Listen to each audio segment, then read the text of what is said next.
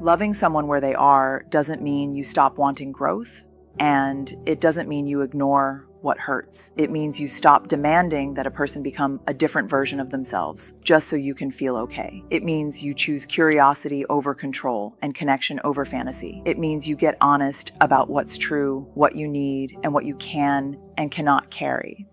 That's not soft work. That's courageous work. We don't just respond to people's behavior. We respond to the meaning we attach to it. And I want to slow that down because it's one of those truths that can feel almost too simple until you realize it's shaping your whole relationship. Someone doesn't text back, and the fact is they didn't text back. That's it. But the story we attach is they don't care, or I'm not important, or I always end up being too much. And once that story shows up, it doesn't just sit quietly in the corner. It takes over your body. Your tone changes. Your nervous system gets loud. You start building a case. And suddenly you're not having a conversation with a person. You're having a conversation with your fear. This is where loving people where they are actually begins, not with them changing. With us getting brave enough to notice what we're making up in the absence of clarity, because our brains are meaning-making machines. If there's a gap, we fill it. We fill it with our history, our insecurities, the last time we were disappointed, the thing we're still carrying from childhood, the thing we promised ourselves would never happen again. We fill it in fast. And then we treat the story like it's a fact. So the practice is this. We separate the data from the drama, the facts from the narrative. And I don't mean drama like you're being dramatic. This is human. This is protection. It's armor. If I decide you don't care, I don't have to risk asking for what I need. If I decide you'll never change, I don't have to risk hoping. If I decide this relationship is unsafe, I don't have to risk being seen. But here's the cost. The armor that protects us from feeling vulnerable also blocks connection. It blocks love. And the language that helps us do this in real time is so simple, it's almost embarrassing. The story I'm telling myself is not you always, not you never, not you clearly don't, just the story I'm telling myself is that when you didn't respond, you were ignoring me. Or the story I'm telling myself is that you don't want to be here. And when we say it that way, it creates space. It invites clarity. It gives the other person a chance to respond to what's actually happening instead of defending themselves against our assumptions. And we also have to ask ourselves a really brave follow-up. What am I needing right now? Because the story is usually covering a need. I need reassurance. I need reliability. I need respect. I need to feel chosen. I need repair. And when we can name the need instead of blaming the person, we move from control to connection. Now, this doesn't mean we ignore patterns. It doesn't mean we gaslight ourselves into accepting things that hurt. It means we start with truth. We start with, here's what happened. Here's what I made it mean. Here's what I'm feeling. Here's what I need. That's how we stop punishing people for stories we never verified. That's how we create the possibility of loving them where they are instead of where our fear says they should be. Acceptance says, this is who you are right now. Approval says, and I'm fine with it. Those are not the same. And I think this is one of the biggest places we get stuck when we try to love people where they are, because we hear that phrase and our nervous system immediately goes, wait, does that mean I'm supposed to just be okay with everything? Does it mean I'm supposed to lower my standards, swallow my feelings, and pretend I'm not impacted? Because if that's what it means, it doesn't feel like love. It feels like self-abandonment. So let's get really clear. Loving someone where they are is not the same thing as endorsing every behavior, tolerating disrespect, or staying silent about what hurts. Acceptance is about seeing reality without denial. It's about taking off the if only goggles. If only they were more emotionally available. If only they communicated differently. If only they were more consistent. And those if only thoughts are seductive because they keep hope alive. But sometimes what they really keep alive is a fantasy, and we can't build real connection on fantasy. Acceptance says, this is what I'm working with. This is how they handle conflict right now. This is how they express affection right now. This is their capacity right now. And when we can accept that, we stop exhausting ourselves trying to negotiate with reality. We stop fighting what is. We stop making love contingent on potential. Because the truth is, a lot of our heartbreak comes from loving someone for who they could be, and then resenting them for not becoming that version fast enough. Now, here's where it gets nuanced. Because acceptance without boundaries can become enabling, and boundaries without empathy can become punishment. That's why separating acceptance from approval matters so much. You can accept that someone is struggling with their anger and still say, I'm not willing to be yelled at. You can accept that someone avoids hard conversations and still say, I need us to talk about this, and if we can't, I'm going to take space. You can accept that someone is not able to give you the relationship you want, and that can be heartbreaking, and you can still decide you're not available for that. Acceptance is honesty. Approval is agreement. Love doesn't require you to agree with harm. And I know this can feel scary because a lot of us learned that having needs makes us needy, or that setting boundaries makes us selfish, or that telling the truth will push people away. But clear is kind, vague is unkind. When we don't separate acceptance from approval, we either go controlling, trying to change people so we can feel safe, or we go quiet, going along to get along while resentment grows. And resentment always collects interest. It doesn't stay small. So the brave practice here is to say, I accept what's true about you right now, and I'm going to be honest about what's true for me too. That's not an ultimatum, that's integrity. It's love with clarity. It's compassion with a backbone. And it's the only way to love people where they are without disappearing in the process. Empathy is not agreement. Empathy is presence. It's saying, I'm trying to understand what this feels like for you, and I want to spend time here, because empathy gets misunderstood a lot. And when we misunderstand it, we either use it as a weapon against ourselves, or we dismiss it as something soft that doesn't apply in hard relationships.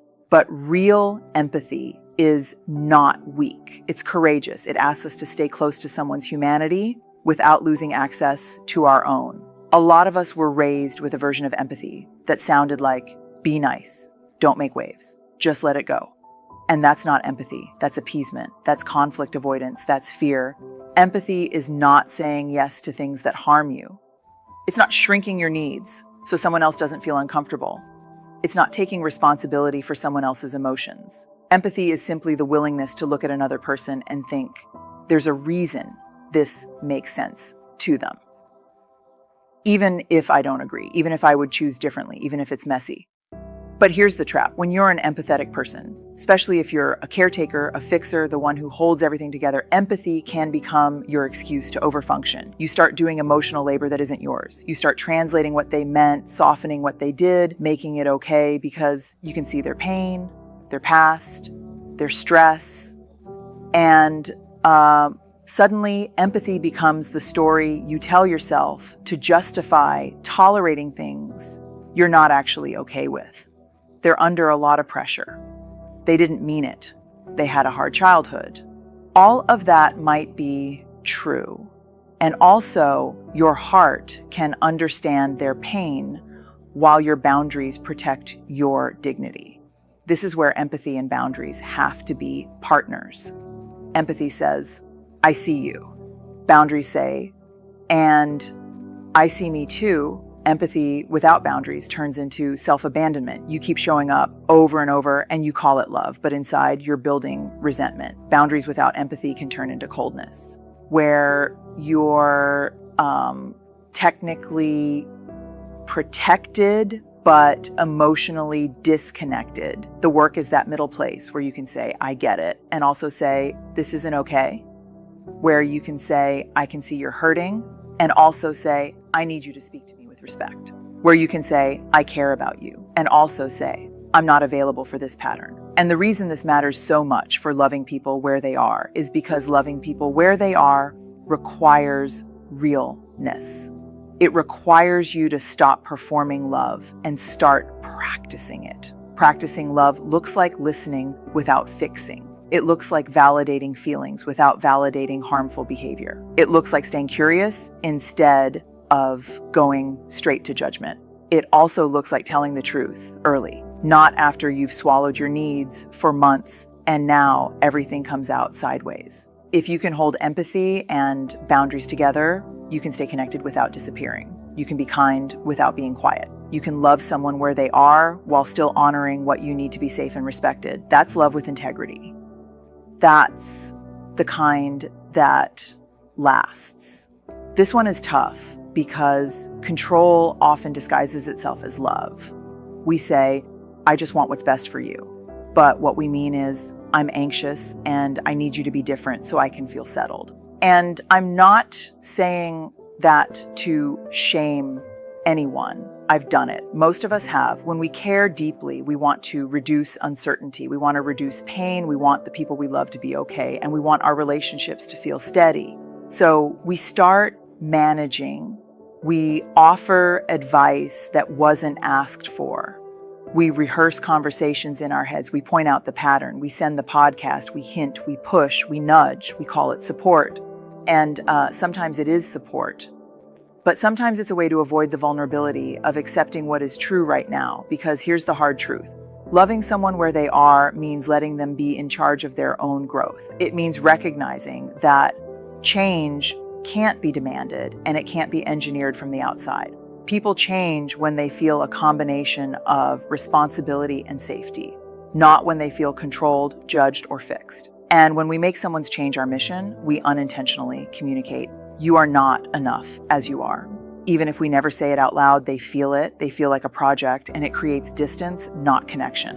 What's underneath the agenda to change people is usually fear. Fear that if they don't change, you'll be disappointed forever. Fear that if they don't change, you'll have to make a hard decision. Fear that if they don't change, it means they don't love you the way you need. And those fears are real. But trying to control someone's growth is not the solution. It just turns your relationship into a constant performance review. Are you improving? Are you doing better? Did you finally get it?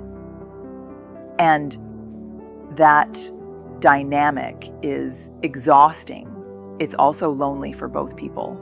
So releasing the agenda doesn't mean you stop having preferences or needs. It doesn't mean you stop naming what matters. It means you shift from control to clarity. Instead of, how do I make them change? The question becomes, what is true about me? What do I need? What am I willing to participate in? What am I not? It becomes, can I love them without rewriting them?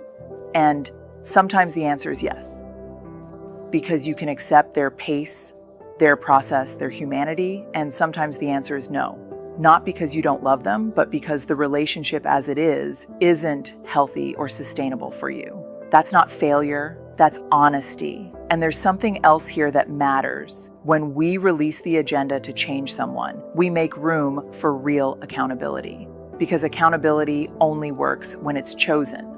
If you're the one dragging someone toward growth, they're not actually growing, they're complying or resisting or hiding.